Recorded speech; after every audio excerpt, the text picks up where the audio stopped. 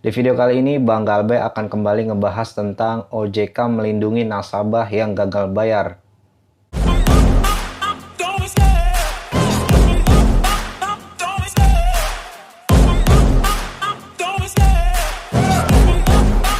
Assalamualaikum warahmatullahi wabarakatuh. Kembali lagi di channel Galbe Santai Official, channel yang memberikan informasi, edukasi, dan solusi tentang dunia perpinjolan. Semoga kalian semua sobat Galbe dimanapun berada yang menyaksikan channel ini bisa bertambah kuat mentalnya, selalu diberikan kesehatan dan dicukupkan rizkinya ya, amin.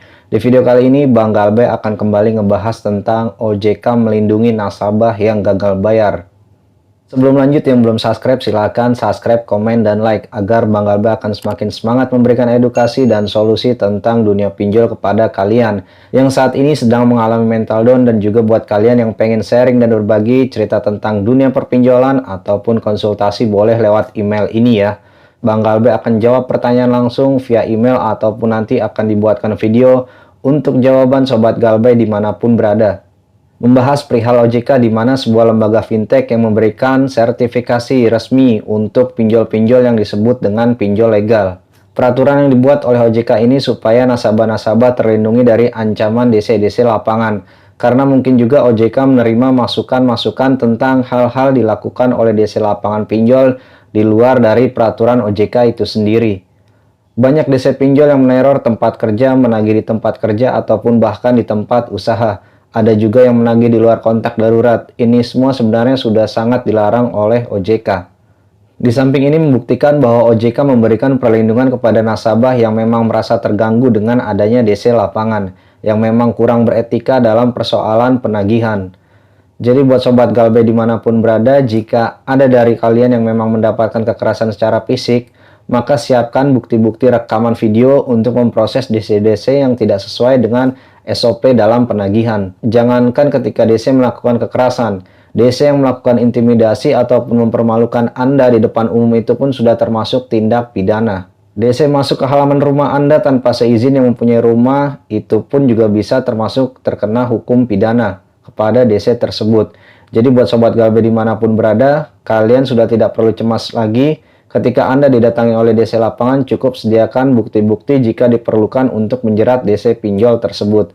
Kalau Bang Galbe amati sendiri, pihak-pihak OJK ini sebenarnya tidak terlalu peduli jika ada nasabah yang gagal bayar.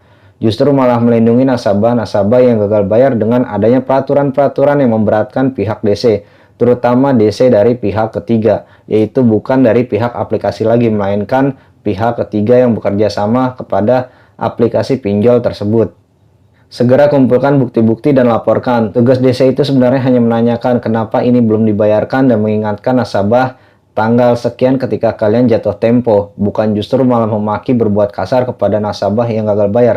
Jika kalian menemukan DC-DC lapangan seperti itu, kalian harus mempunyai bukti yang kuat untuk melaporkan DC-DC lapangan tersebut ketika menagihnya dengan kekerasan ataupun tidak sesuai dengan peraturan OJK ataupun dari AFPI itu sendiri. Dan tidak perlu dibayar juga ketika kalian sudah dipermalukan di depan umum ataupun di tempat yang banyak orang berkumpul, bahkan di tempat kerja Anda ya, untuk mendapatkan uang dari nasabah yang gagal bayar. Jadi buat sobat Galbe dimanapun berada, tetap tenangkan diri, jangan terlalu panik, kita sudah ada perlindungan dari pihak OJK. Namun bagaimana caranya melaporkan pihak DC tersebut kepada OJK?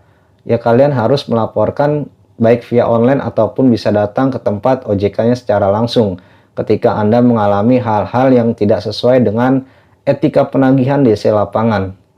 Terima kasih, itu saja sedikit info yang Bang Galbe berikan. Semoga bisa menambah informasi untuk kalian sobat Galbe dimanapun berada. Bang Galbe pamit undur diri, sampai jumpa di video selanjutnya. Wassalamualaikum warahmatullahi wabarakatuh.